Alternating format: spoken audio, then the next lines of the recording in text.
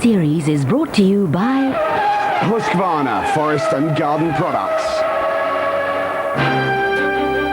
Bridgestone, the science of performance. And Valvoline. Back to the IndyCar Series, live with Valvoline Motor Oil.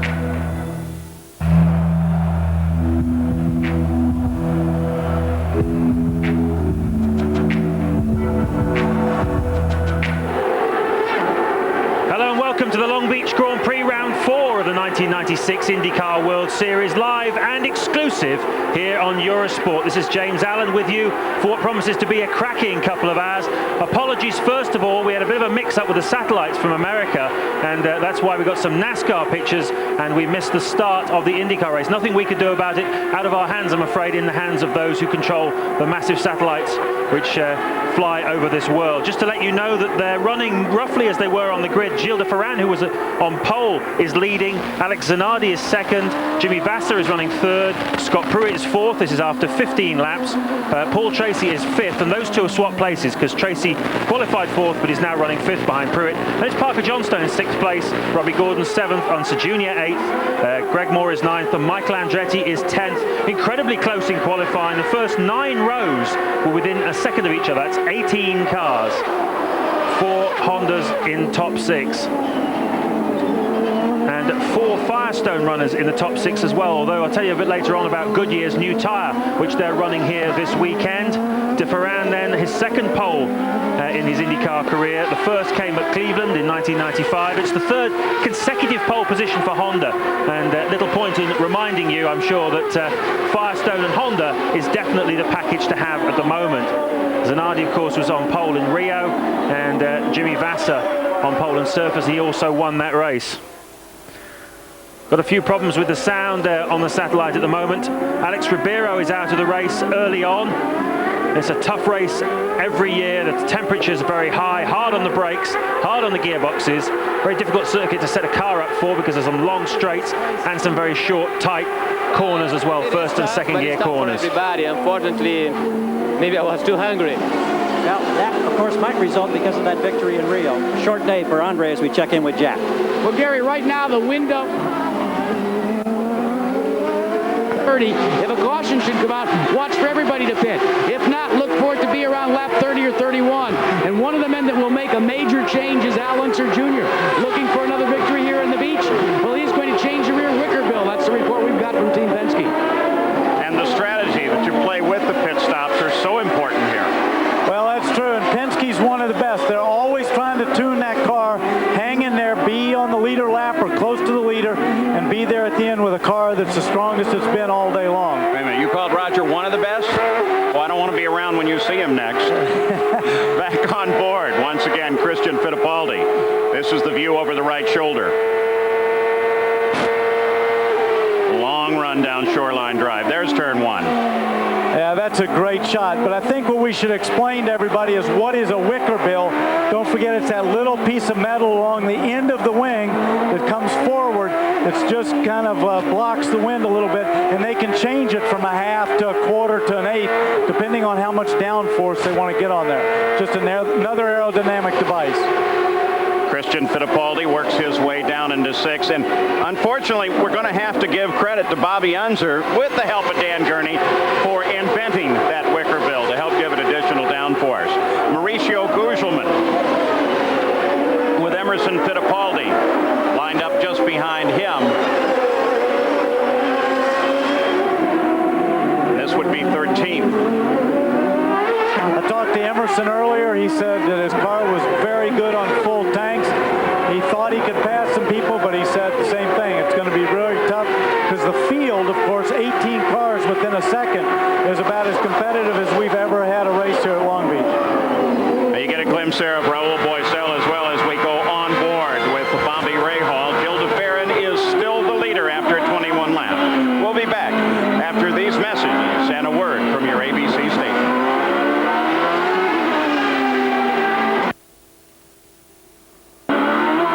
So, sorry about that slight confusion at the start, but we're now racing, as you can see, fully going for it at Long Beach, and 2 hours of fascinating motorsport ahead of us. let's just remind you of the championship positions going into this race. Jimmy Vasser leads the championship, having won twice, of course. He's on 47 points ahead of Scott Pruitt, who's on 42. Then it's Christian Fittipaldi on 28, Alex Ribeiro on 25. Al Unser Jr. also has 25 points. Gilles de Ferran, who leads this race, he picked up one more point for grabbing that pole position. He's now up to 22. And then the rookie, Greg Moore, is on 20 points. A little bit of news just to get you up to speed with what's been going on. Teo Fabi is standing in for Mark Blundell. Blundell, of course, had that horrific accident early on in the race at Rio on the oval, where he went in a very steep angle, very fast, about 195-mile-an-hour accident. Good news is that Mark had the cast removed from his foot on Saturday, and he's talking about maybe starting racing again next month, possibly at Detroit, but it may even be at the US 500. But Mark Blundell back on the mend, I'm glad to say, and Teo Fabi standing in for him with the Pac West team while he is recovering. So, the Long Beach Grand Prix, Al Unser Jr., the defending champion. Last year he won the race ahead of Pruitt in second place. Teo Fabi was third. We see someone running a little bit slowly there. Couldn't see quite who that was. But anyway, Al Jr. won the race ahead of Pruitt last year, and Fabi when he was with Forsyth, of course. And then Eddie Cheever was fourth, and Mauricio Gugelmin fifth. This year, the car, as we mentioned before, very much the car to have is a Honda engine and Firestone tyres. Doesn't matter too much about the chassis, as Ribeiro has won a race with the Lola chassis, and Vasser has won twice already with the Reynard chassis. Looking at a great battle here between Moore and Unser Jr.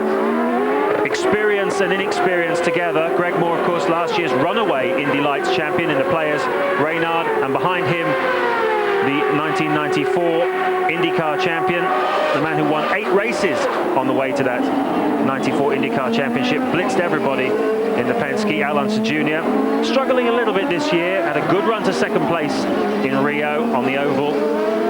Qualified in 9th place for this race, and of course he's got a rather messy divorce going on at the moment. Let's go back over to our American commentators. Problems right on the last lap.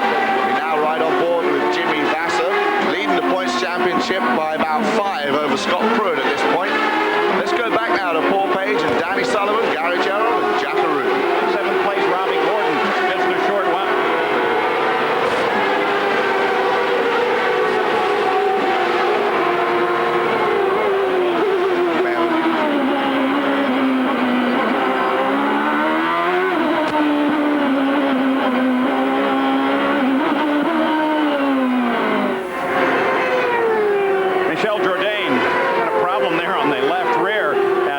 Into the pits. That's the other thing that'll bite you here. A brush with the wall, anything will take a tire out. Anything. I'm not sure what happened there, but he shredded that tire more than likely. Of course, that happened just after the pits. If it's that torn up, he had to go all the way around running on that tire. And of course, depending on how fast you were going, it's how fast you tear it up.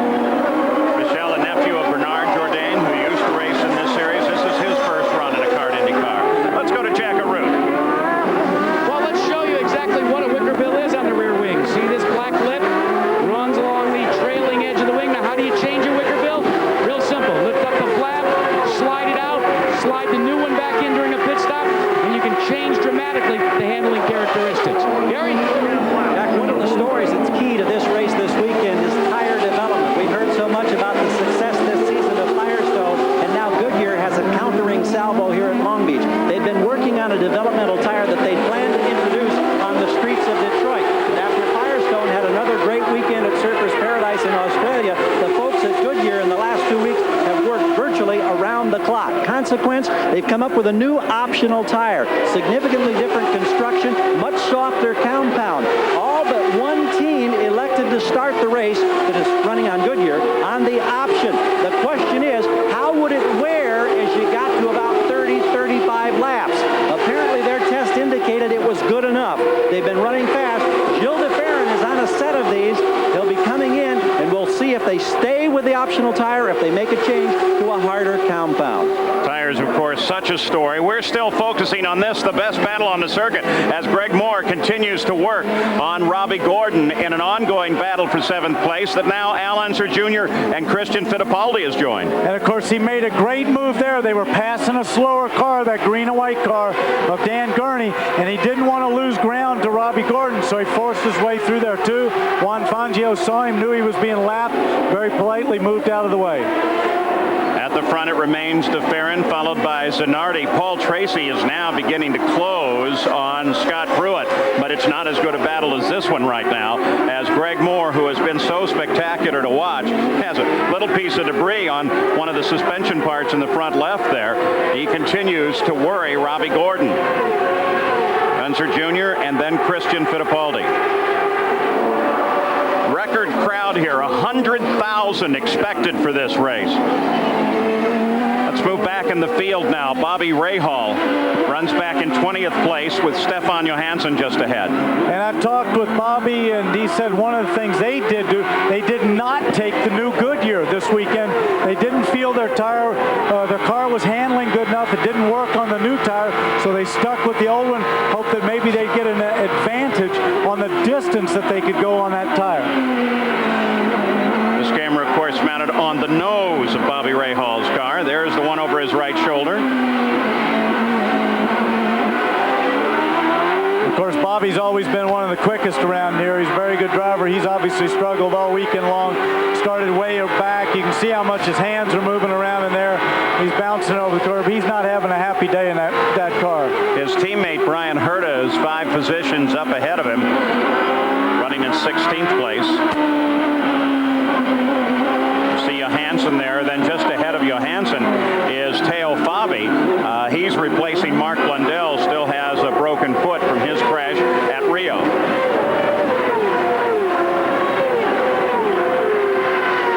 Along that tire front that you were talking about, of the top 10 qualifiers, half of them were Goodyears and half of them were Firestone. They felt that the Goodyear tire was a big step, but it still has a little ways to go to catch that Firestone. Of course, as a racer, we're never going to be totally happy with the tire. You're always going to be complaining to get something better. Coming forward now to 11th place, Michael Andretti.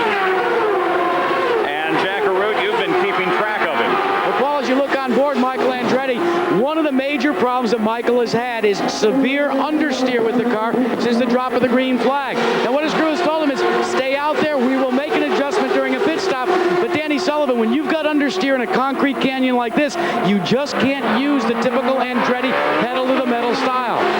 No, and I think you can actually see him moving his hand into a different position. See how high it is on the steering wheel there, his right hand? He's not having a comfortable time. Right in the middle of that steering wheel, you'll just see that little light come on right there, just right in the middle.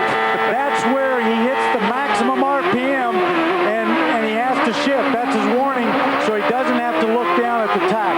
This is a great shot there. Now, if we hold on here for a second, you'll be able to see him in this hairpin. See how far he had to move that hand up? I don't know who that was. Very nice of him to get out of the way. And you can see the light right there. Right, boom, the light comes on. That little red light. That means you're supposed to shift. And then there's another LCD display right in the center of the wheel. Well, that's true, but they don't put that much up, and the one in the middle, they can type in messages. But what it actually tells them, that little, looks like a sliver across there, that's where his fuel used is in there. He's got more gadgets on that steering wheel than most people have on the dash. At the front of the field, Gil DeFerrin still with a record pace, 105.5 miles an hour. The record is 99.2. 31 laps are complete, 105 the scheduled distance. And it's Gil DeFerrin that is out in front of Alex Zanardi. Nothing has changed there. One of the great things about the happening here at Long Beach is that they have all the souvenirs you could ever possibly want. Yeah, Page family spent a few bucks back in that area over the weekend, and we enjoyed every minute of it. We'll be right back. Back to the IndyCar Series, live with Bridgestone, the science of performance.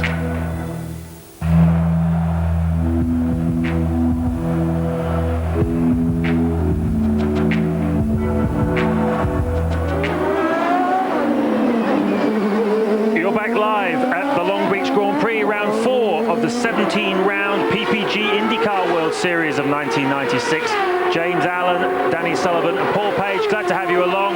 Should be an absolute thriller this afternoon. Gilles de Ferran is leading. Alex Zanardi is second, ahead of Jimmy Vasser in third and Scott Pruitt in fourth. And isn't Alex Zanardi having a fantastic start to his IndyCar career? Of course, poor old Alex, a huge accident in 1993 in the Lotus at Spa in Formula One, which looked like it probably might have ended his career. He had to spend a long time with sunglasses on in a dark room with headphones on, listening to no noise and seeing no light. But he bounced back, got himself into a Lotus last year, ran very well at Silverstone in the BPR GT Series race there, and then he got the big break, arriving at Ganassi at a time when having a Honda engine and Firestone tyres was the right thing to have, and they really are the most competent team which is using that package at the moment. Let's get back to our friends Paul Page and Danny Sullivan. Who can get me out in front of him? I haven't had to take a chance on a dangerous pass. You know, you talked about the pit speed and how to control it. Dennis Vitolo has already been in and out of the pits, and apparently he didn't have the button working, or maybe forgot to push it, whatever. 67 miles an hour, black flag. He's in for a stop and go. Well, that's right. And let me tell you one thing about the speed limit. They give it 60. They'll give you a cushion of 5 miles an hour, so they'll let you go to 65. You go over that, you're in big trouble. Zanardi doing another lap or so, Jack? That's correct, Paul. They've already cautioned him about the pit speed. We're looking for all the front runners to come in the next 2 or 3 laps. But watch for a crew member to go to the front wing. He'll make an adjustment. Now he's going to go up a turn to a turn and a quarter on the front wing, trying to solve a little bit of a handling problem. Oh boy, based on the pace he's set, as he chases de Ferran, it's not much of a problem, but I guess when it keeps you from getting around the leader, the problem to that team. Well, it could just be a problem in traffic. If he's going up on the front wing just a little bit, means he has a little bit too much understeer. The front's not working as good as he wants. He's going to put in a little bit more aerodynamic device in there, see if he can get the front settled down, and hopefully be quicker, maybe find a way around de Ferran. So pit stops due any time now. 38 laps are complete. 105 the scheduled distance, and we take a look at Gilles de Ferran. He still runs well over the race record, about 6 miles an hour over the race record of 99 miles an hour, set in 94 by Al Unser Jr. And speaking of Jr., he heads for the pits right now, so the first stop of the race has begun. Al Unser Jr., though, was in 11th as he headed into the pits. We'll keep track of it for you while we watch for the leader to make his stop. Already, Al Unser Jr. has rolled away. That looked routine. It looked routine, but if he came in maybe 1 lap out of step of everybody else, it might be that he's just trying to get that little bit of an advantage in traffic. Brian Herta is in, and here is the Jim Hall team as they wait for the leader, Gilles de Ferran. We watch with them. They'll change, and they're going to stay with the option, the softer compound tire. We're also anticipating that they'll make a change and put in more nose wing. Excuse me, Gary. Bobby Rahal has gotten together with one of the target cars. It looks like it's... And it appears to be Zanardi. Yeah, look at oh, my gosh. And he's crunched that big time. Look at him. He is just devastated. Here it is. Rahal just cut across the front of him. Is that the way you'd read it? I'd read it that way. I don't think Bobby ever saw it. But to be fair, Zanardi, I don't And we got a problem in the pits. Robbie Gordon, apparently they've got a fire on that car. He's saying, no, let it go. I'm all right. Whatever flashed is out. They're going to get him out of the car anyway, which I think is a pretty good move. Whoa, see that water come over there? All right, as a result of this, full course yellow. First full course yellow of the day. A lot of water in the pits. Fortunately, it's over close to the wall. And for those of you who say, properly so, don't throw water on an oil or gasoline fire, that's right. The fuel here is methanol. If you throw water on it, it dilutes it down below its combustion point. It's a great way to handle this fire. Absolutely. Look at Robbie, though. He's getting back in. He wants to get back in with this yellow now, the full course yellow, which was not caused by Robbie's situation, but Zanardi's and Bobby Rahal's on the track because it was blocked. He wants to get back in. He's not going to lose a lot of ground. He still wants to get some points, get back out of there. We're finding more and more of these pit stops. Unbelievable how they change the course of the race. I'll tell you what, you talk about a guy with some courage. That's one of them, Robbie Gordon there. Let's go back and take a look at the incident that has created this full course yellow right on time for some of the key spots. You're on with Bobby Rahal, and look at that. See,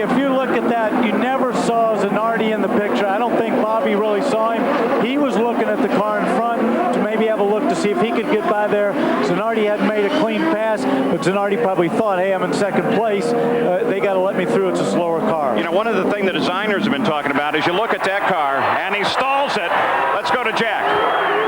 Well, Paul, we're down here in Robbie Gordon's pit. His father, Bob Gordon, is here. And, Bob, you were here when it happened. Tell us exactly what transpired. I don't know really what happened. I don't know if the thing was still stuck in as Rob took away, but I know it caught on fire, and we tried to get him out as quick as we could, but there was a little fire. They're still trying to refire the engine. Let's try to show you what we say. We say he starts to pull away. When he says the thing that was still stuck in, it's here at the end of the fuel hose. There's a connection.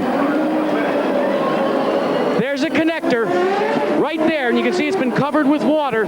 The red part, the little silver piece has to engage. Now they say it stayed stuck in, and when he began to pull away, that's what opened up the fuel nozzle and caused the methanol to get covered all over the hot car, and it ignited. Well, thank goodness Robbie Gordon is obviously okay. Now, one thing the designers, here's the onboard situation, then we'll get to that, Danny. It looks like a routine stop, takes his little drink of water, revving the engine to keep it running, changing tires. Everything's okay. Don't forget the guy's fueling right now. You can just see his arm there.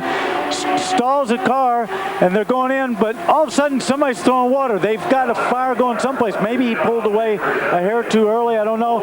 In safety, they have to get him out. See, he's going, no, I'm okay. I'm okay. But they want him out of the car in case the fire gets any worse.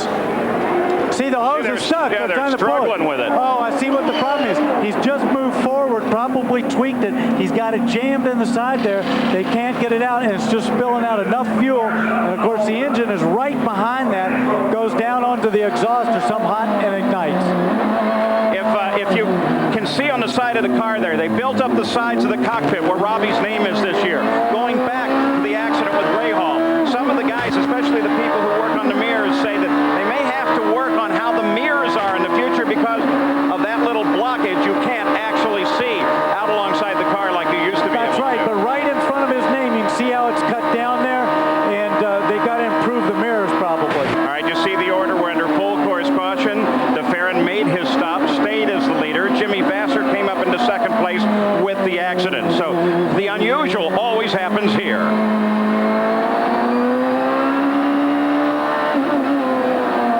Well, that was certainly an eventful few moments, wasn't it? Bobby Rahal and Alex Zanardi getting together. Rahal actually being lapped by Zanardi when that happened.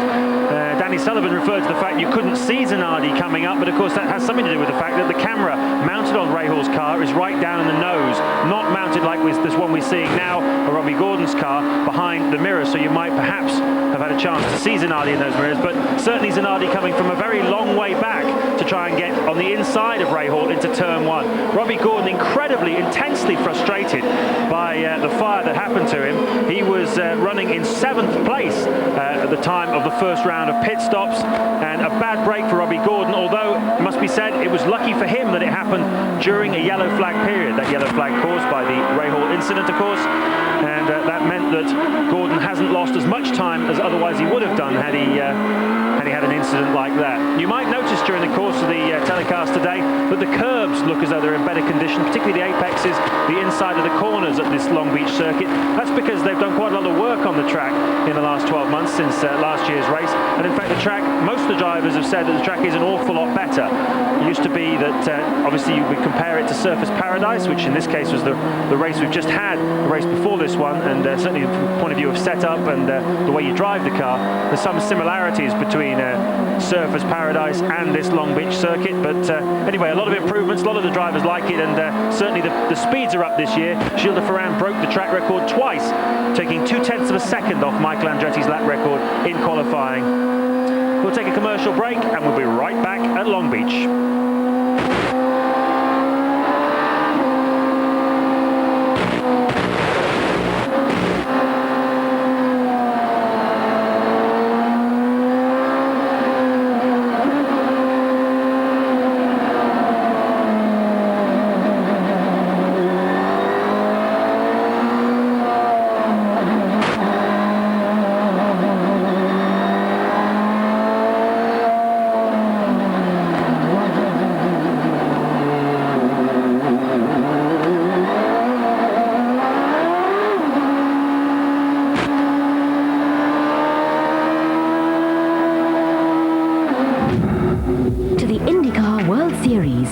live with Husqvarna Forest and Garden Products.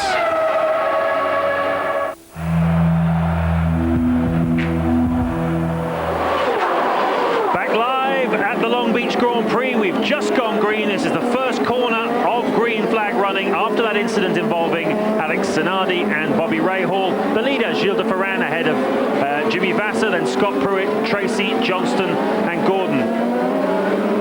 Absolutely thrilling. 60 laps to go in this 105-lap race. And a few new faces you might see in some of these cars this weekend. Michel Jourdain has signed a 5-year contract with Scandia Simon Racing, and he's taken the place of Carlos Guerrero in car 22. Guerrero frequently something of a mobile chicane in the IndyCar scene, but 19-year-old Jourdain has spent 4 years in Mexican Formula 2. I'm not sure how promising that is, but he seems very comfortable. Richie Hurd, also from the IRL, has made the swap. Let's go back and join Paul Page and Danny Sullivan, our two commentators in Long Beach. Proves me wrong. That's cool. Well, don't forget, too, they're also thinking about points. And Alan Jr. is a smart guy. He didn't win those championships by being foolish. He's going to make his pass when he can. Farron at the front, then Vasser, then Paul Tracy, John Stone, Pruitt, Christian Fittipaldi, Moore, and Al Unser Jr. This whole group that we're looking at. What do you think? Got one shot down that straightaway, and they said, Al, let's rest one or two, huh? Yeah, might have done, but I tell you, you got a great group in there, a lot of young guys, aggressive, and they see that opportunity. They know how tough it is to pass. They don't want to give it up. And What a group right actually there. at the front of the order, though he's a lap down. Let's go to Gary Gerald. Well, here's Alex Zanardi. Alex, I know this is great disappointment. What happened? Well, I was following Bobby for 2 laps, and actually I was not trying to overtake him, but the blue flags were out, and he braked much early, so I thought I misinterpreted what he did. I thought he was trying to let me go, and I went into the inside, but it was a misunderstanding. Can you tell us about conditions of your car? Did you think you had the power that you could win this race if you were able to stay out of trouble? It's difficult to say because now I'm here talking to you. I should be out there fighting for the win, but I think... Greg Moore. Greg Moore, Greg Moore gets into the barrier big time in the same kind of trap. And looks like Christian, or that looks like Emerson maybe. Emerson drove over his wheel that was sitting out on the side. I saw him try to go around. That looks like, look, I think that's Christian Fittipaldi. He's coming over to have a word. Several red cars, and the safety team is already there. Whoa, they look like they're having more than a couple of words there. Looked like Christian was maybe giving him a shove. They had to separate him. Yes, that's Christian. He's hot. Oh, Christian's furious. That Brazilian temper. I saw earlier that Greg Moore in the corner previous went around the outside of him, and I guess they didn't have room when they got up the other side. Well, the IndyCar safety team separates the two. Greg Moore, who is privately a very mild-mannered driver, but hot on the race cars, and Christian Fittipaldi, who is absolutely furious with this situation, wisely walks over behind the wall, still angry, and Emerson Fittipaldi indeed was also through that accident, and he's out. The right front wheel cut off the car. We have a full course yellow for the second time of the day. Boy, one very angry guy. Let's go up and take a look at this. This is from overhead. Okay, see Greg on the outside around that red car, gets around the outside. They come back, and oh, it looks like, well, I thought Christian kind of cut in on him a little bit now there. Watch, let's see. And they tangled. Now his wheel's out there. Hits the wall there, and I think you'll see a wheel come off. Yeah, there it was. It'll go out and it'll sit in the track, and it looks like Emerson comes alongside somebody else and runs over that wheel. And Christian goes over to talk to him. He's going to have a word, grabs him. What are you doing? Moore steps at the other side and almost pulls him across the car. Walks away. You know, that's a smart thing to do. It is a smart thing to do, but I can also understand that everybody's tempers are hot. Christian had made a couple of good moves and was moving up. So there's the disabled car, and of course Emerson Fittipaldi got into this.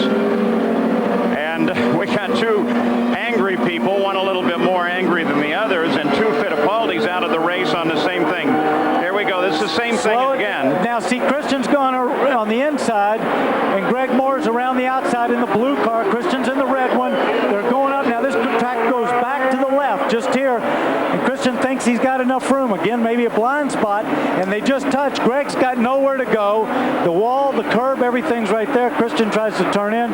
Boom, they touch. Now let's see if we can watch as the rest of the cars come through, because we only got a glimpse of Emerson Fittipaldi as he came through here and got into the debris from Christian's car. Right, I think that's actually Greg Moore's tire sitting right out there in the track, almost by those two black spots. Let's go down to Jackaroo. Let's see if we can get a first-person account of that accident from Emerson Fittipaldi. You were involved. Well, Jack, I was just coming in on the corner when I saw the crash happen, and one of the wheels was on my way, and I couldn't avoid. Just drove over the wheel and banged on the suspension. That's a shame. You were just running your type of race. We were monitoring the radios, and you seemed very comfortable in the car, and it was going to be one of these where you thought the race would come to you. I'm sure it was going to happen, and the car was good, the brakes was good, the engine was good, everything was running beautiful. And then your nephew was also involved. You probably didn't get a chance to see it, but he went over and not only had words, but I understand that maybe he had a little bit more than words with Greg Moore. Well, I don't know what happened, and that's a shame what happened. And being out of the race is the fourth race now. That I hope from now on Nazareth will be running strong and be the end of the race. Well, you saw from the overhead video that Emerson Fittipaldi is pretty lucky to be there, because he really smacked into that tire off of Greg Moore's car. Watch this as he comes through here. It'll be the red car coming down. The wheel assembly, not just the tire. That's heavy. It's got everything out there.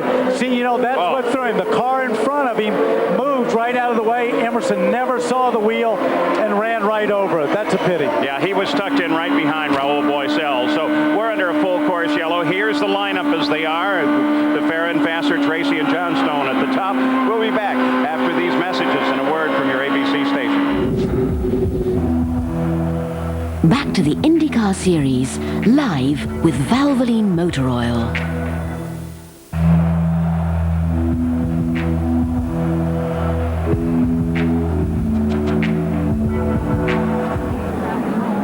We're back live at Long Beach, working lap 52 of this 105-lap race. We're currently in the second full course yellow of the day, and that is the reason why Christian Fittipaldi and Greg Moore got together and had something of a contretemps. You saw it for yourselves. You make your own decisions about what happened there. And Emerson Fittipaldi ran over the debris. Bad brakes for both of them. Christian was lying third in the championship going into today's race. And Emerson, well, he mentioned that he'd like to go well with in Nazareth. He won that race last year. I went around the outside of him. There's Greg Moore. Let's hear what he has to say. And then we went side by side into 7, and I had the inside line, and I guess he just didn't want to give it up. And you can't go side by side through that turn, and we just came together. He jumped in front of me a little bit, and we came together. It's just a racing accident, I guess. A little bit shocked what happened after the accident? Well, I guess he was just a little excited about the whole thing, and we'll go into Nazareth where I know the whole Flair Sports Day team can win that race, and it's too bad here because I think we had a good chance, but it's too bad. Let's check in with Gary for the other side of the story. Well, here is the other side of the story. Christian Fittipaldi, we just heard from Greg Moore. What was your situation here going into that turn? I think my situation was quite clear on the TV, and it was quite clear that I got hit by his front wheels on my rear wheels. So unfortunately, I think when that happens, it's not that we were racing, we were side by side. We went in the other corner side by side, and there was absolutely no problem. But the second corner, I had a half a car advantage, and I think he just forgot to brake, and he ran into me and nailed me into the wall. Now, what did you tell him when you ran to him? It's simple. You can lose a race on the first lap, and you can never win one on the first lap. There's still like an hour and 15 minutes to go, and lots of racing is going to happen, and I think he was a little bit too much revved up. And we already hear that there's a $5,000 fine waiting for Christian Fittipaldi, a preliminary ruling. Billy Camphausen just told the team. Christian Fittipaldi and Greg Moore, both reasonable explanations. You figure it out for yourself as we go back to green flag racing. You noticed on the front of the Farron's car, as they sort out and farm in the first turn here, a bit of a black mark. Where'd that come from? Well, I guess what happened was at the same time that Greg Moore and Christian were getting tied up, Robbie Gordon locked him off the track, sorry. That's okay, locked him up, and Gilles hit him up, the backside, and it doesn't look like it did any damage. Probably marked the nose cone, put some probably scrapes in it, but he seems to be running okay. So there There's Jimmy Vasser. He runs in second with Paul Tracy right behind him, Parker Johnstone and Scott Pruitt. Pruitt's made it out and around Johnstone. By the way, that's Christian's first DNF of the year. And Parker Johnstone, he's having a great race. His best finish is 11th at last year's Cleveland and Vancouver. And he's up in the top 5. DeFerrin, though, seems to be able to control this race. You haven't seen him much, merely for the fact that he pulls so far away so quick. Well, it's true, but, you know, as we're seeing, you're never out of trouble. I mean, he had a problem. Robbie Gordon was 2 laps down, but Robbie locked up. He touches him. You still got to be able to get through the traffic. You never know what's going to happen, either in front of you or somebody doing some silly mistake. You just got to be careful. We've only halfway through this race, and there's been a lot of action. Scott Pruitt working on Paul Tracy. It's the battle for third.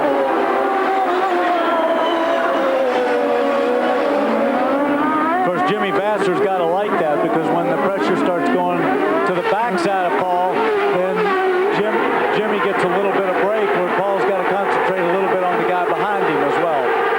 As we keep track of this fight, an announcement made here this weekend. Carl Haas has worked to deal with Swift to manufacture an Indy car for the season upcoming, and that'll mean we have an American chassis to join Dan Gurney's Eagle chassis in the series. You know, isn't that incredible? How many years have we all known Carl Haas to be the Lola importer? Anything to do with Lola was Carl Haas. Everybody even believed Carl owned part of the factory. And now he's going to run a Swift next year. Which is in large part, if not wholly owned, by Hero. Let's go to Michael Andretti. He's back in 7th place. Here he comes behind Al Unser Jr., now behind Eddie Lawson. On board with Michael, Lawson just ahead. Lawson, by the way, is joining a group of drivers who are heading out tomorrow to the aircraft carrier Carl Vinson to spend a couple of days watching the guys in the Navy, guys and gals in the Navy, you don't want to make that mistake, as they launch and recover aircraft off the Carl Vinson, a nuclear-powered carrier. And who put that deal together? A little something I figured out, a little something. Well, those guys in the Navy have been great. Of course, well, Brian Herta in turn, and Robbie Gordon in the last turn, the hairpin. Remember, that's one of our spots said was a little bit of a sucker spot. Robbie, of course, wants a jump start. Of course, he's 2 laps down, but sure, he wants to get back into this race. Yeah, but you know what? There he goes. They gave him a start. He's Here's still what set it up.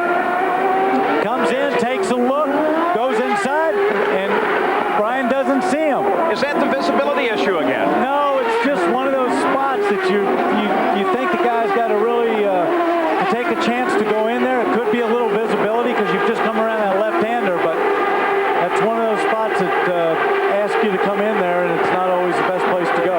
Now, Robbie Gordon gets the better of that one as Brian Herta is still sitting by the edge of the circuit. There's your leader, Jill DeFerrin. His bright yellow Pennzoil car. And he is 5 seconds ahead of second place. Jeff Krosnoff here with Toyota Power. Unfortunately out. Gary?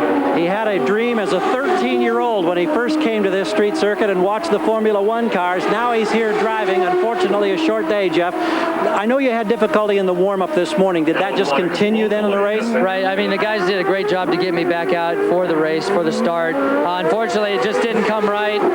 We gave it our best effort, but, you know, it was bigger than us today. A steep learning curve. Hang in there. Thank you very much. Paul. Great guy, though, Jeff Krosnoff. Has a band of IndyCar drivers, and we saw him perform this weekend. And he didn't sound too bad on those drums, did he? So Jill DeFerrin is the leader of the race. There's the smudge for Robbie Gordon's car on the nose. We'll be back after these messages and a word from your ABC stations.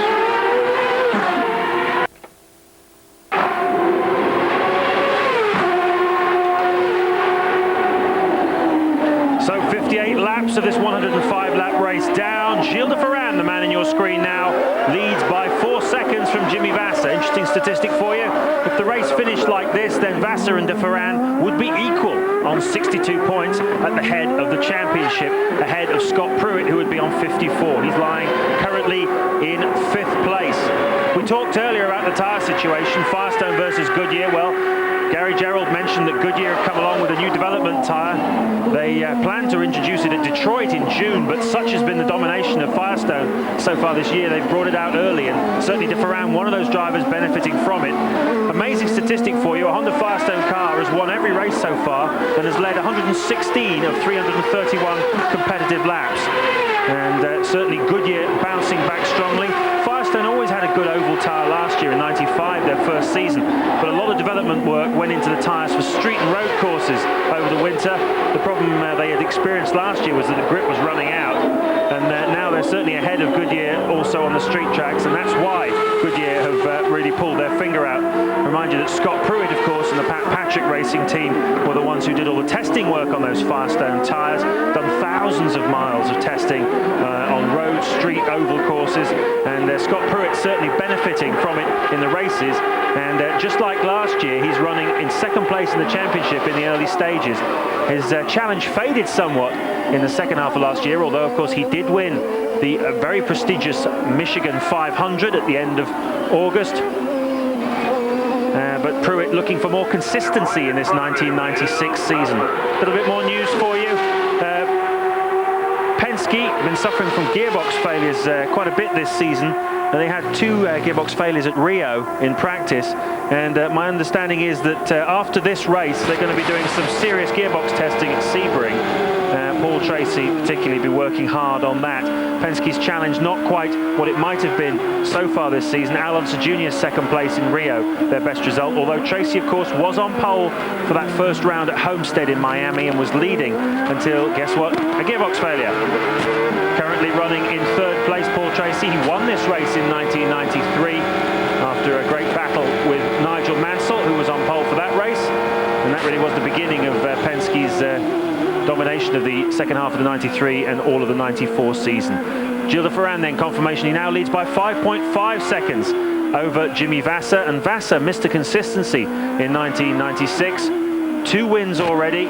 He's finished all 3 races. He's done almost every lap of competitive racing so far this year. And he and Gilles de Ferran, the 2 young guns, the young pretenders to the throne of the older guys. So Vasser second, Tracy third, Pruitt fourth, Parker Johnstone is fifth, some 11 seconds behind. Alonso Jr. is sixth. 9.4 seconds separating first and fourth, de Ferran down to Pruitt. That's a little bit of Michael Andretti's car lying in the track, and it's his left front wing end plate from the looks of things. Well, maybe I'm wrong. No, it does look like a front wing end plate that's gone missing. Yes, you see something flapping, front left-hand corner. Michael's made contact. Remember, of course, last year here he got together with Alonso Jr. Very exciting times. Let's get back over to our American commentators. That one. Well, if they think it's dangerous, they'll black flag him. But also, see, he's got that a little bit more understeer there. Not as much downforce on the front, so he's going to have to turn the wheels more. But it might be running around a lap or two to give the pits time to get ready to change something. Well, we've seen Alonso Jr. with one wing, in fact, the left front, all the way up in the air, almost vertical, and go on and win the race with it that way. So, you know, maybe it doesn't matter. Let's take a look. Here we can see what happened to Michael to damage that. Oh, we got this great overhead. He looks like he's going in. Oh! You know, see, he wasn't completely by him. Teo Fabi just went in there, just cut that wing right to pieces. Was he trying to get Teo's attention, or was he waving at the pits when he went by? I don't know, because it looked like it was past where the pits was. He could have been taking a tear off. That's the little plastic piece that goes over your visor in case you get oil. You tear it off. That's why they call it a tear off, and tear it off and it just throws away. And we haven't seen it from that angle, so it's the first time we've seen a driver do that. Down through the gears, there's Fabi. And you're going to see Teo, see, he just comes in because Michael's not there. He's not in his view. Boy, he just shreds that front wing. And I'm looking out of the window here from the booth, and I can see that Michael's guys are kind of standing around waiting in case he wants to come in. Let's go to the pits and Gary. Quick report on Raul Boisel. Just left the pits, back on circuit for the Brahma Sports team. We've talked about brakes brakes and how they can be a problem. Well, he obviously had braking problem, and we understand now he's off the circuit. They were bleeding the brakes. They fired the engine and sent him back out, but obviously things not going well for Raul, whose best finish this year was 7th down in South America. Yeah, just take a look real quick on his left rear tire and his right front. You can see the blisters on there of where he's having problems. He's probably locking it up, and of course this isn't a place you want to have brake problems. Jimmy Vasser, the points leader, as we've got Teo Fabi as a result of that confrontation, as he has to limp back. Exactly. When he shredded that, it obviously tore up his tire. Now he's got a long way to go. He's just past the second, third turn. He's got a long way to go with that tire as far off as it is right now, and he's going to be lucky to get it back with no suspension damage. Teo Fabi has to work his way back to the pit and be very careful to hope that that rubber doesn't bounce around and rip the rest of the car up. He was running 10th before he got into this situation. So it's still Gil de Ferran, led right from the start on this race, and he commands the action with points leader Jimmy Vasser chasing him down. This is what the new aquarium will... IndyCar World Series, live with Husqvarna Forest and Garden Products.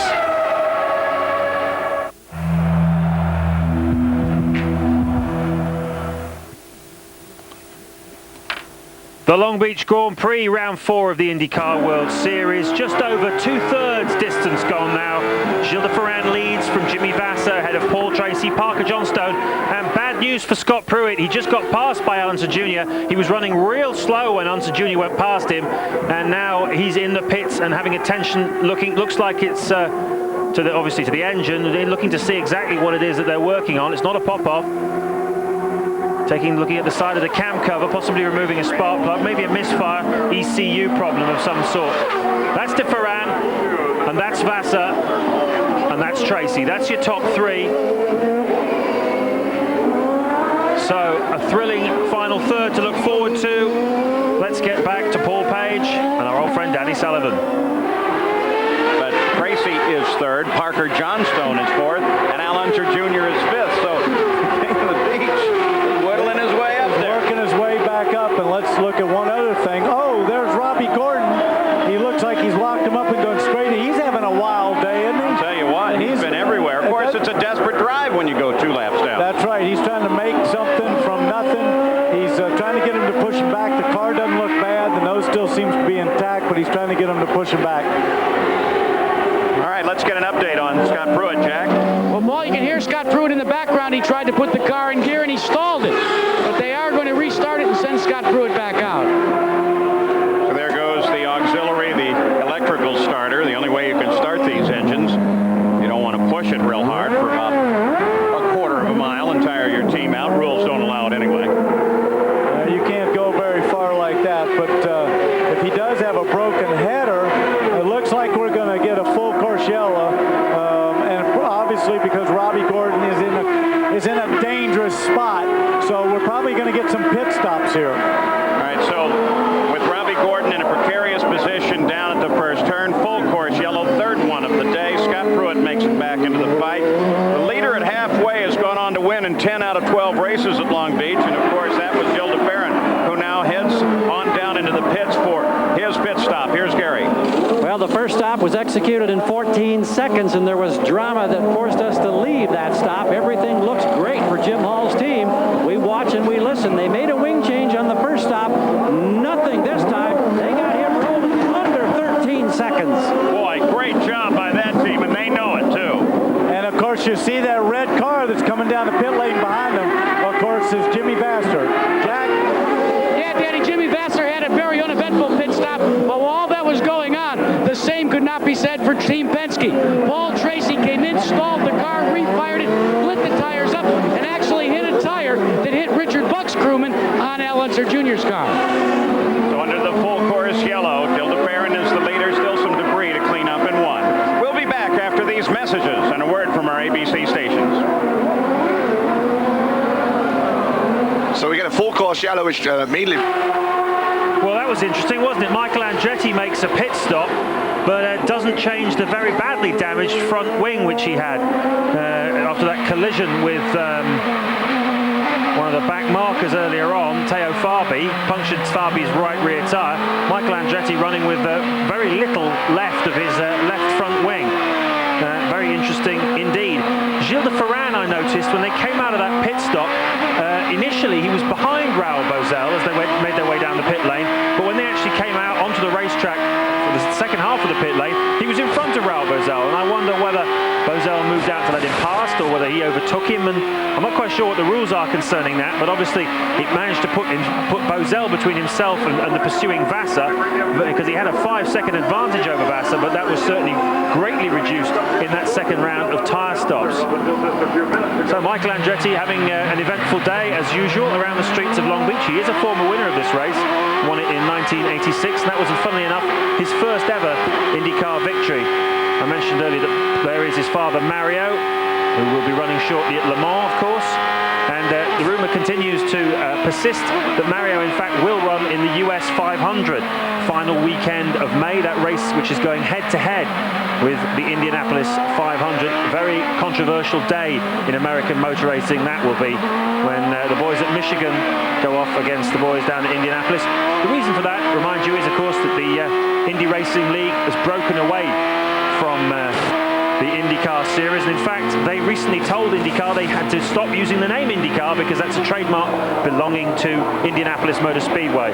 Not surprisingly, the IndyCar people aren't having any of that. They've filed a countersuit in the court in Michigan, claiming that they've adhered to their agreement with the Indianapolis Motor Speedway. They've not broken it, and in fact, if anything, it's Indianapolis Motor Speedway that has broken their agreement, and they will continue to use the IndyCar name if they are successful in the courts.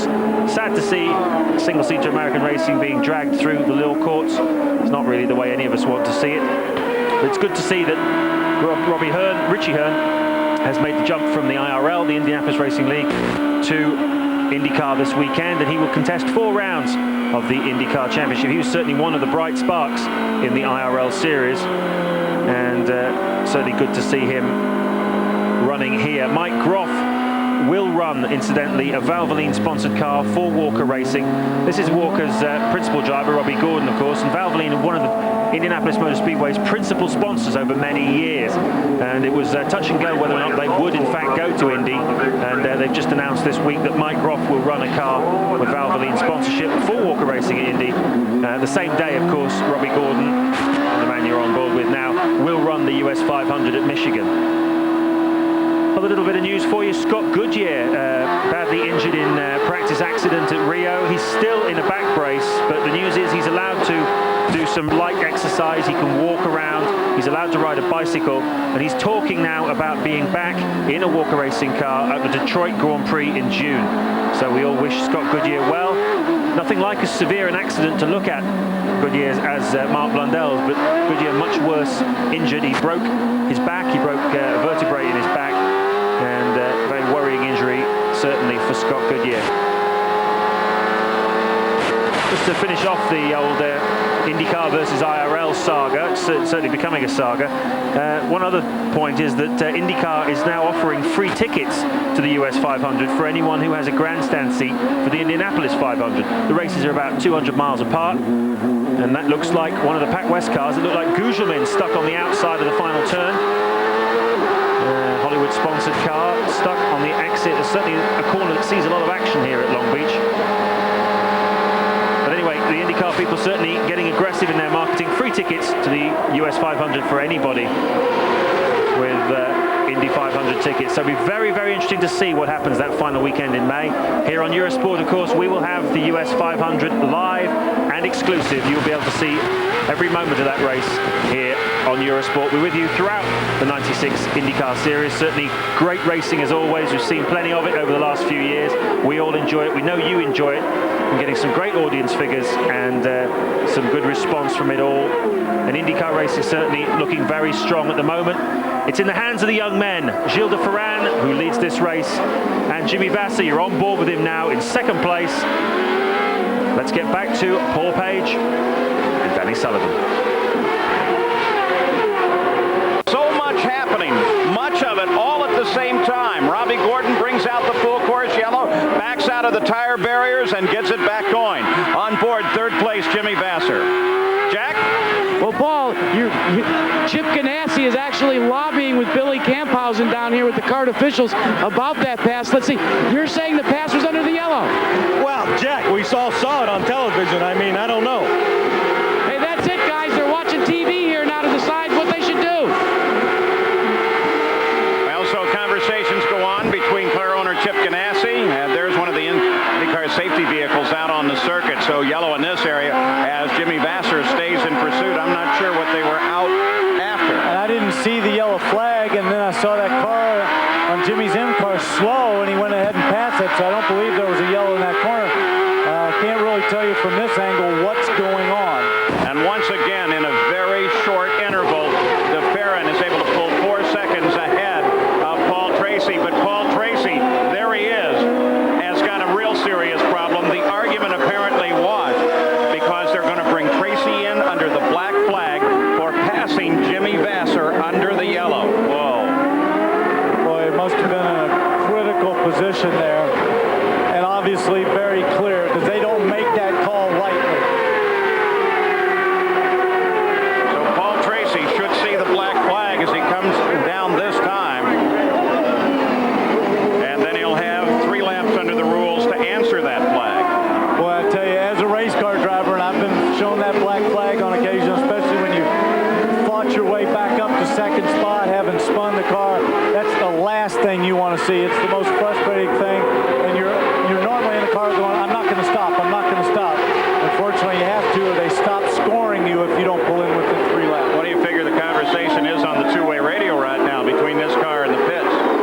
Well, if Chip Ganassi was having that conversation with Billy Camphausen, I'd imagine Roger Penske or Chuck Sprague's having one. Let's go to Jack Arute. Well, you want to know what the composure is of Paul Tracy right now as he comes to the stop and go?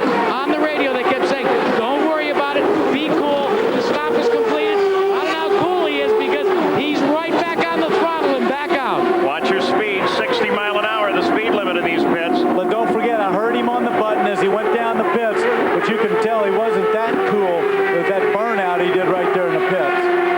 So Paul Tracy back into the fight, but it's hurt him badly. He's fallen back several positions, maybe as deep as the 6 as he comes back into the order, just ahead of Eddie Lawson and right behind Michael Andretti.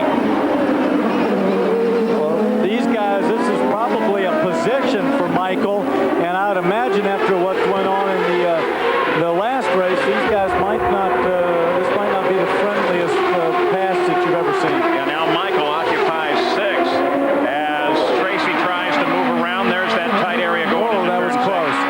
They were pretty close there. Of course, that's a tight area, but a very clean pass. 7 cars on the lead lap. Hondas run 1, 2, and 3. Paul up very high coming off that corner. Well, I can't, when you look at the numbers come up on the EDS computer, de Ferran, 7 seconds now ahead of second place Jimmy Vasser. Every time he just motors away. Well, I think what happened a little bit there, too, is he only had to get by Brian Herta at the restart. He had 1 car to pass, and then he had a clean track in front of him. Of course, Jimmy's back there. He's got to get by a couple people. Paul Tracy passed him.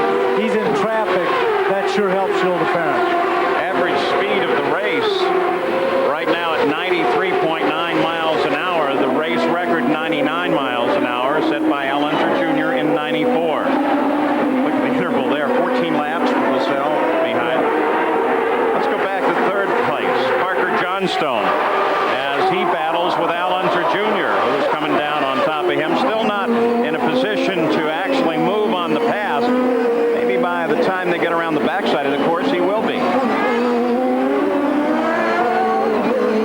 I think just to explain to the folks at home, that -4, -5 we're seeing on the screen, those are laps that they're behind.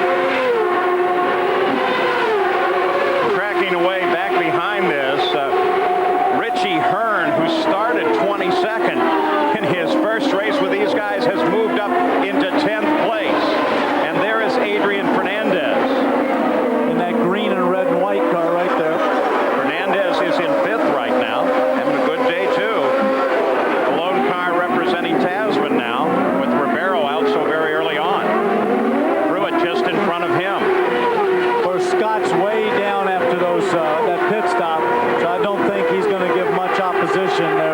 Adrian. And think of what that's going to do to the point standings. Pruitt's dropped down to 11th place, a lap behind the leader. 2 laps behind the leaders. And so that's going to take him away from the top of the points fight. On a weekend that I think they felt pretty good about how they were running. Well, I think they felt very good, but of course if you have a mechanical like a broken header or something electrical, you can hope for the best, but that's not going to happen. And of course if this points battle keeps going like this, it's going to shuffle around quite a bit right now. Bill DeFerrin, of course, Goodyear tires there in this ongoing tire war, Goodyear and Firestone. And Goodyear made a big change in tires. It looks like it's paying off. That's right. I talked to the guys at Goodyear, and they said not only did they change just the compound, they also changed the construction. It's been something they worked on. They didn't want to bring it out, as we said earlier, this soon, but they needed to because Firestone was clearly a favorite. So Jimmy Vasser, the points leader, in a catch-up mode on DeFerrin now, as he is just the absolute commander of the run here at bright yellow Jim Hall car. This seems to be unbeatable, and it's been that way since they took it out of the truck at the start of the weekend. So Jill DeFerrin now 6.8 seconds ahead of second place Jimmy Vasser, followed by Parker Johnstone. Then Al Unser Jr. rides in 4th place. Then Adrian Fernandez, Paul Tracy, Michael Andretti, and Upo Moreno. Now DeFerrin. So a race of very high attrition, but Gilles de Ferran still totally dominating it ahead of Vasser. Parker Johnstone having a fine run in the Motorola Honda. He's in 3rd place. Al Unser Jr. breathing down his neck. Adrian Fernandez is well up there. Tracy and Andretti slugging it out too. Good to see Roberto Moreno up in 8th place. Eddie Lawson 9th, and Richie Hearn, we talked about him before, the guy who's defected from the IRL to IndyCar. He's in 10th place in his first start. That's a lot to do with the fact there's a high attrition rate today. A lot of cars have gone out. A lot of cars have had incidents and are still running, but they're well down the leaderboard. But a good day for Fernandez. I think he'll be very pleased with the way he's been performing so far, but not half as pleased as Gilles de Ferran is going to be. As we see Tracy and Fernandez together, that's a battle for position. Fernandez currently in 5th and Tracy 6th. But Gilles de Ferran, what a terrific drive. As Paul Page said, whenever he's been out on the track, he's dominated. He was fastest on Friday, broke the track record by 0.2 of a second on Saturday in qualifying, and he's just run away with it today, despite several full course yellows, in which Jimmy Vasser has closed up. He's managed to literally just drive away from everyone else. Tracy gets right up behind the gearbox of Fernandez now, going into turn 1. No way through there as they go around Raul Boesel, who's several laps down. There's Scott Pruitt, also several laps down. He's the next guy that they have to get around. But some talk last weekend around the paddock of Argentina about Gilles de Ferran possibly being a candidate for Jackie Stewart's 1997 Formula 1 entry. Of course, he was part of Stewart's staircase of talent in Formula 3 and Formula 3000 and Vauxhall Lotus before that, teammate to David Coulthard. And certainly Tom Walkinshaw considered him as being a top candidate for his Ligier Formula 1 team this year, but he couldn't get him out of his whole IndyCar contract. But I wonder whether Jackie will be able to lure him out, whether he'll be interested. But certainly a Ford Works engine, someone of the experience and ability of Gilles de Ferran, should be a pretty ideal package. And certainly there's a lot of people in the Formula 1 paddock who thought that it was quite a possibility last weekend. De Ferran looking for his 2nd IndyCar victory. His first, of course, came at Laguna Seca. Tracy goes down the inside of Fernandez. A beautiful pass. Real opportunism there from Paul Tracy. Just as they came up behind Scott Pruitt into that tight right-hander. Michael Andretti back in the pits. Astonishing he's been able to drive with hardly... Just look at the downforce he must be losing from that damaged front left wing. Quite extraordinary performance from Michael Andretti. He was running in 6th place. 7th place, I beg your pardon, before that tyre stop. Slightly out of sequence. Tracy now beginning to pull away. He's got past Pruitt. He's putting some air between himself and Fernandez as he goes down the main straightaway. Less than 20 to go now in this Long Beach Grand Prix. Round 4 out of 17. Jimmy Vasser leads the championship. He's 2nd in the race. Gilles de Ferran leads the race. If they finish like this, they will be tied at the head of the points table. There's Tracy. Lost a lot of ground. from where he was earlier on, but he's a real fighter. He's very fit nowadays. Had laser surgery on his eyes. That's why you don't see him wearing glasses anymore. And Paul Tracy's certainly in good shape. Let's get back now to Paul and Danny. Problem from the debris that came off of that wing, and he picked something up. If it was the left front, got a little carbon in there, punctured the tire, probably had to change the tire. Well, we have just crossed the 88th lap, 105 the scheduled distance, 166.95 miles. Gil DeFerrin is the leader, followed by Vassar, John Stone, Al Unser Jr., Paul Tracy, and Adrian Fernandez, who are on board with Michael. Take a look at this. Here's the leader of the race. Now we're looking for Jimmy Vassar's red and yellow car. There it is. Looking for third place now. Parker Johnstone. There he is. And then Unser Jr. And then Paul Tracy way back there. Now, but of course, don't forget Paul had that stop and go, and he's really been moving up through the field. He's got the bit between his teeth. What he wants right now is another full course yellow to get up with the bunch, because he can't make that ground up all by himself. You got a glimpse of him for a moment. We got some interesting names in the top 10 here. Moreno is now at 8th position, and Eddie Lawson has made it up into 9th, and one car slowing. That's Teo Fabi. He's been out of trouble a couple of times today. Yeah. Of course, he got tangled up with Michael earlier, and he might have done some damage, but that way he's slowing down there, that looks more like he's got something, motor problem or electrical problem. As we were saying, then Eddie Lawson in 9th, and Richie Hearn in 10th, who started 22nd. Oh, and you just saw him turn right in there. That's the back door into the pits. That means he's got a big problem. His day's probably done. So now on board, the points leader coming into this event, currently running second, 7 seconds ahead, about half a straightaway on the pit straight Shoreline Drive here. And not to necessarily divert your attention from the track, but you see all those high rises 22 years ago when this thing started, they weren't there. And many of the people here in the city attribute this event to the growth along Ocean and the growth of the city. I hate to admit it, but I was actually here 21 years ago. There's Richie Hearn, the 44 car. Boy, what a great run he has had. Rosenman out alongside. Not a fight for position. Hearn runs in 10th. He's looking for Lawson ahead on the track. You know, there's another guy that started way back, which was Eddie Lawson. With the Gallus Racing people, he's come a long ways up. Well, he has, from 2 wheels to 4 wheels and the lights.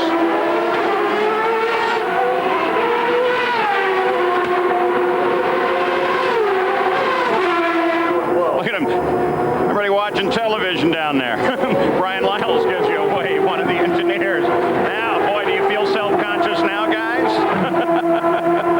And Christian Fittipaldi, of course, he's out of the race.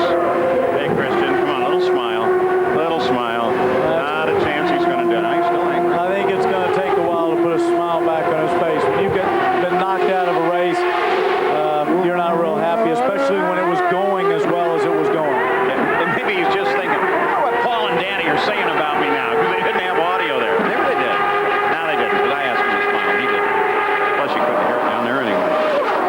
Gil DeFerrin leads by 8.1 seconds. Boy, I'll tell you what, you talk about handling up a race. I don't remember this kind of dominance here. No, and you know, something else he's going to come away with if it keeps going the way it is, and I'm not trying to jinx him or anything there, but if he keeps going, he'll come away with the maximum points, pole position, most laps led, and a race win. That's what we, of course, used to call clean sweep. Exactly. And it's very profitable as well. A few bucks in the pool for that. And let me tell you something, having won a championship, those pole positions and those most lap led, those 1 points, the more of those you get really make a difference at the end of the season. And all the guys that tend to run back in the field act like that doesn't matter that much. But I've never talked to a champion like yourself that has said, boy, I've got to get that 1 point. Those 1 points really add up. That's right. And the year I did it, I had 9 or 10 poles. That's 10 points. That means you got to finish, what is that, 5th or something to get those 10 points? Or 32 points at the end of the season. That's right. More than a race. Let's go to Jack impressions of this Long Beach road course? Yes, this is Anthony Edwards, one of the stars of the hit show ER. You drove here in the Toyota Celebrity Race. What are your impressions of the Long Beach course? Well, actually, I'm about ready to suit up in case Paul wants me to take over for him. So, I had a blast here last year. It was a lot of fun. What are your impressions of motorsports as a discipline? Because I know acting is difficult. Well, for me, in the same way that on a film crew, you've got a big crew of people working together to actualize the writer's idea, the director's idea. I'm so impressed with racing in the same way, and that there's an incredible teamwork going on, and these people that they're just so good at what they do. That's what I love watching. Danny, we got another fan. I tell you what, you may think of him as from ER. For me, he's always going to be Goose in Top Gun. He was great in Top Gun. On board Bobby Rahal, Brian Hurta just ahead. Teammates, and it is the fight for 13th place. Well, how do you deal with this if you're Hurta? You stay out in front of your boss as far away as you can, so he doesn't get close enough to make an attempt to pass you. That's the MyJack car with Moreno just behind these two, the blue and white, and then Adrian Fernandez. Team that's been working hard this year. The Bobby Rahal team teamed up with Dave Letterman as a partner. Dave, of course, actively interested in racing. We're up in Indianapolis, Indiana.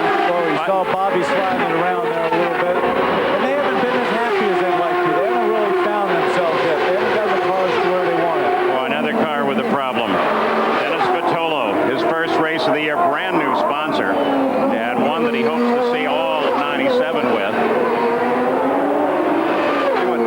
He stayed in there. And Robbie Gordon, who's been in and out of trouble the entire day, as he still struggles his way around this track. Yeah, but the one great thing about Robbie is he's back up to 12th place. That's 1 point. He hasn't given up. He's still out there with all the things that have been thrown at him. He's doing a great job.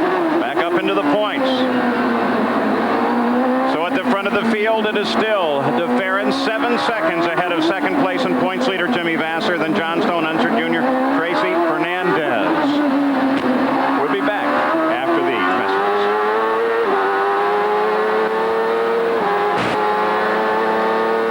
messages. So 10 laps to go to the end of this race. It's been thrilling. It's certainly been action-packed.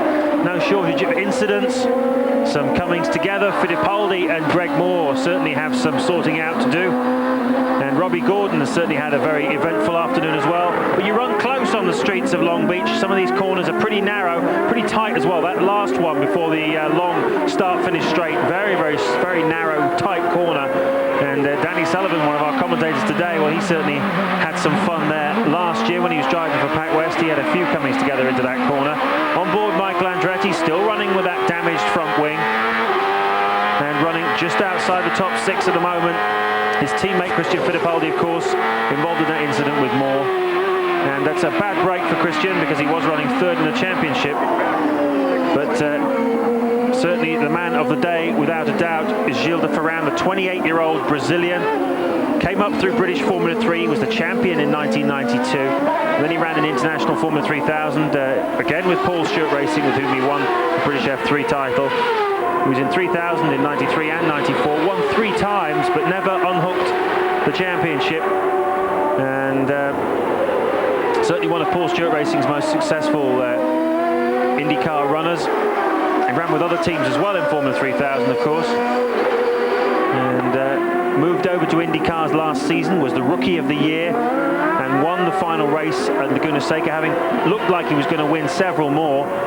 Very much so the case at Cleveland when he was on pole position, led most of the race, and then just tripped up over Scott Pruitt with a few laps to go while he was lapping him, and threw that one away. De Ferran has made no mistakes today. He's driven beautifully. It's a tough race course, this.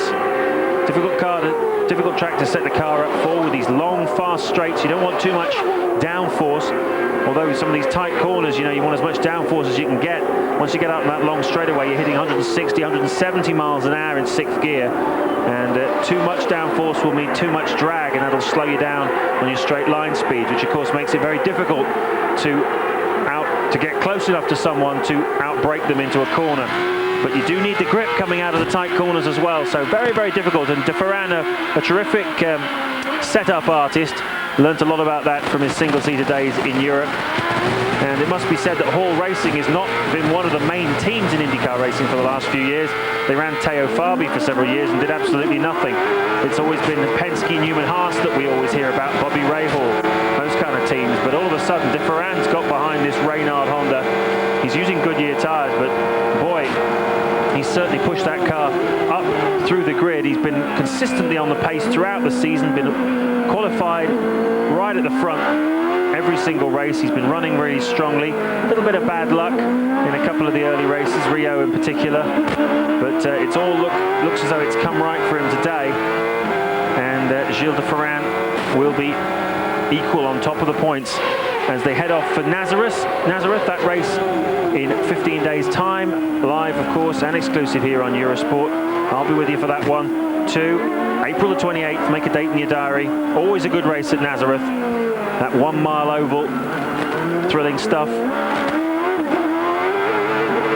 In fact, Nazareth heads off a 3 oval sequence, because after that we've got the US 500 on May the 26th, and then after that on June the 2nd we have the Milwaukee Mile as well. So 3 ovals coming up, 2 1 mile ovals and 1 super speedway, and of course that blue ribbon event, the US 500. The cars will again go back to Michigan later in the season, but this is just a one-off special to run head-to-head against the Indianapolis 500. Gilles de Ferran, 5 laps to go. Keeping it together. It's been a very strong run from him. Before we had those various yellow flags for the various incidents, true to say that it was looking like it was going to be a record-breaking pace that de Ferran was setting. Whenever he's been there's been a yellow flag period, bunched the field up, he's been able to pull out again and pull out quite a big chunk over Jimmy Vasser. Those two both running Honda engines, and it looks like Honda are going to win again, the 4th time in 1996. Let's get over to America for the final time. Paul Page and Danny Sullivan. Not going to do anything to to block him there. He knows he's got a problem. He's just moving out of the way. Let's go to Gary Gerald as Vasser moves around and takes the lead. Oh, a great disappointment here for the de Ferran Jim Hall team. We're asking what the problem is. The engineer Bill Prapper says he doesn't know for sure. They don't know if it's a header problem, electronics, or what, but all they can do is watch the TV monitor in abject despair. And it is terrible news for them with just 4 laps to go. The man who overpowered this race totally takes 2nd place as Jimmy Vasser, you saw his owner there, Chip Ganassi and Joe Montana. They cheered him on. That was the first time they saw him come down, and there is Jim Hall. Oh boy. There's Jim Hall. That's his owner, and that's a terrible feeling. Well, sadness here. A little happier in Vasser's pit, Jack? You could call this the thrill so far, but they don't want to talk about victory. They're sitting here and they're counting down the laps. The thing that I noticed, gentlemen, this week is that Joe Montana, who's involved with this team, was heavily involved back and forth with Alex Zanardi and Chip Ganassi. And Chip right now mums the word, but it was a surprise, was it not? Oh, we have another incident down here at the hairpin. Anything can happen, Jack. Yeah, 2 cars together. Robbie Gordon looks like Bobby. Rahal. That's the 2nd incident for Robbie Gordon in that corner. And here comes Jimmy Vasser very carefully through there. Jack, sorry for the interruption. Maybe we can go back to you, Jack. Guys, they don't want to talk right now. You can see the look. They got sunglasses on, but their eyes are glued to a TV monitor right now. The triumvirate of Mo Nunn in the red, and then Chip Ganassi on the outside, and in between Joe Montana. Two, well, I'd say tackles trying to cover the quarterback right now. They don't want to talk. They want to see the checkered flag. I think Jack's excited about this too. He was down there in that pit and got caught up in it. Let's go to Gary Gerald. Gary Gerald? And Paul, the crew now has confirmed they believe it is a header problem on de Ferran's car that is costing him now to limp around. But Jimmy Vasser, yellow flags, but he already knows about this. He's been through it once. Takes over the lead. De Ferran falls out with just 4 laps to go. And Jimmy Vasser will see the white flag as as he comes flying down Shoreline Drive. 3 races in a 4-race season. Is this guy and this team powerful? Jimmy Vasser through turn 1, 2, 3. Parker Johnstone sits back 3.5 seconds. So yeah, but Jimmy's going to drive very conservatively as he has all day. He's not really been in the picture of him. He's always stayed right there, second or third. He's going to get those points, but look at that. Look, and there's Parker. He's trying Parker's to make up charging the ground. in there. And of course, locks it up. And of course, don't forget, he's got Al Unser Jr. right there behind him, so he can't afford to make a mistake, and he can't be too conservative. Final turn for Jimmy Vasser, car 12, Chip Ganassi's target car, and he takes the checkered flag, the win. 4 in a row for Firestone. Parker Johnstone comes home in second. Unser Jr. stays in there in third, followed by Tracy, and DeFerrin is able to manage out with a 5th place finish. I'll tell you what, they're happy in the winning team. Parker's team was also ecstatic with that. That's his best finish ever. So Jimmy Vasser has taken the win here on the streets of Long Beach.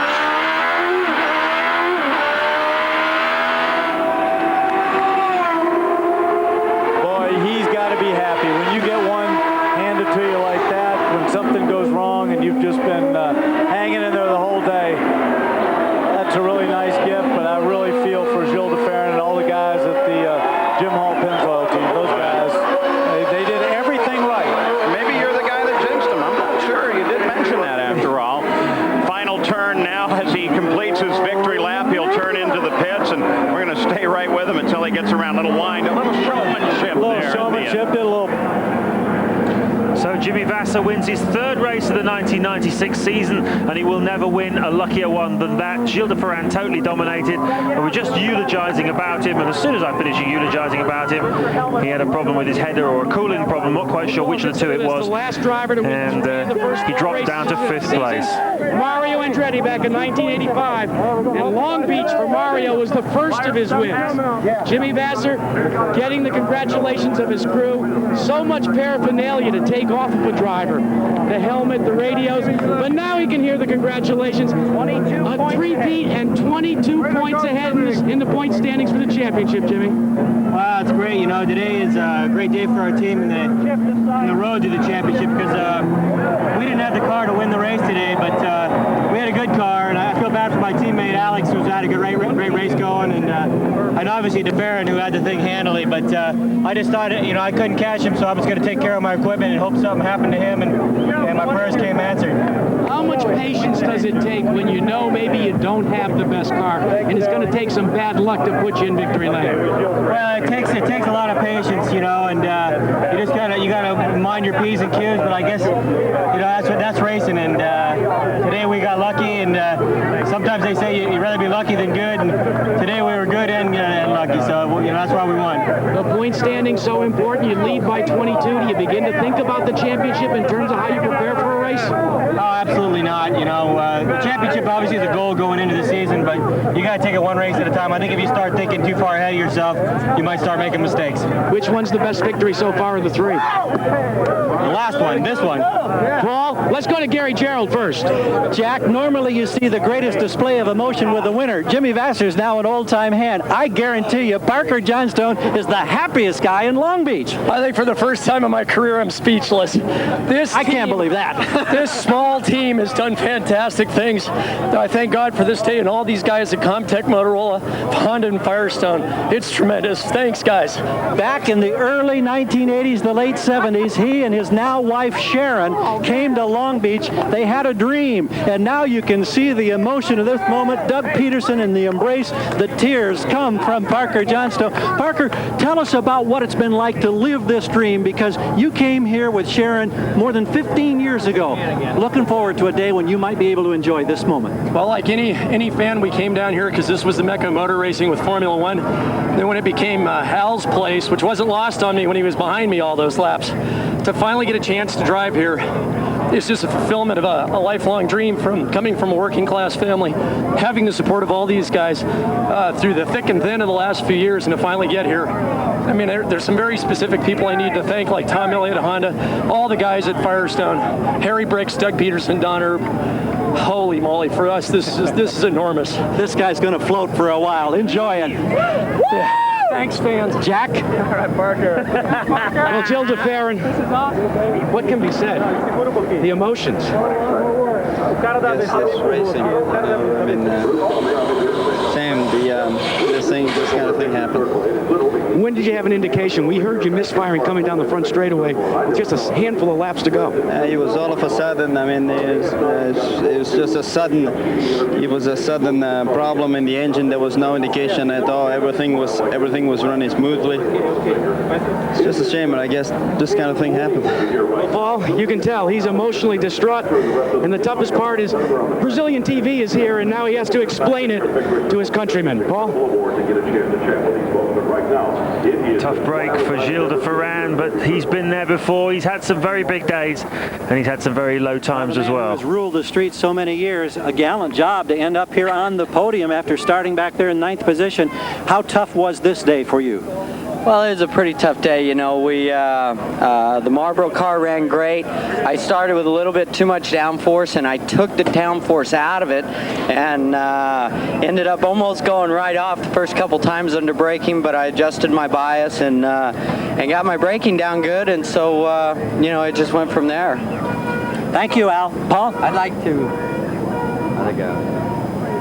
We're out of time, Al. Yeah. Net on the way. So Al tried to leave a little message there, not quite sure what it was, but anyway, Jimmy Vasser wins for Honda, again ahead of Parker Johnstone, also in a Honda engine car. Then it was Al Unser Jr.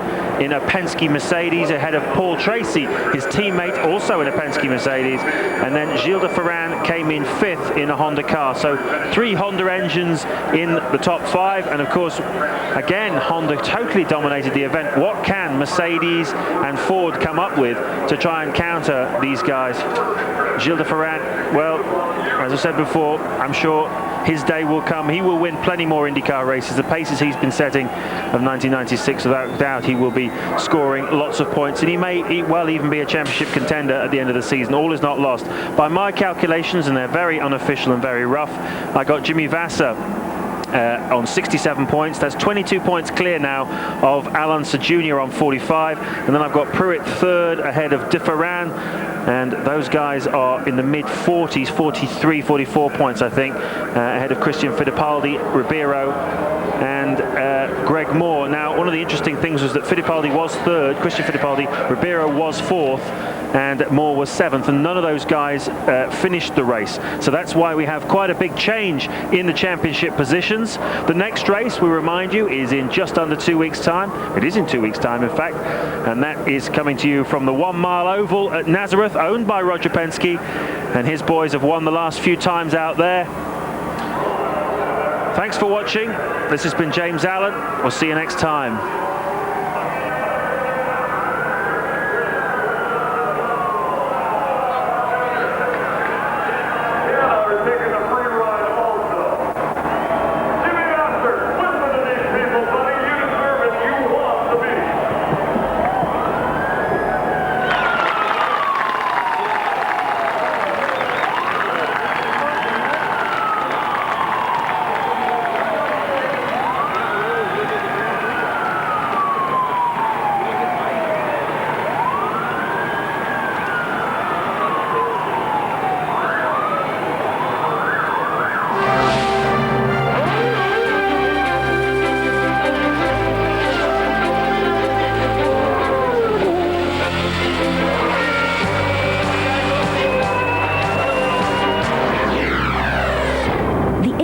World Series was brought to you by Husqvarna Forest and Garden Products, Bridgestone, the science of performance, and Valvoline Motor Oil.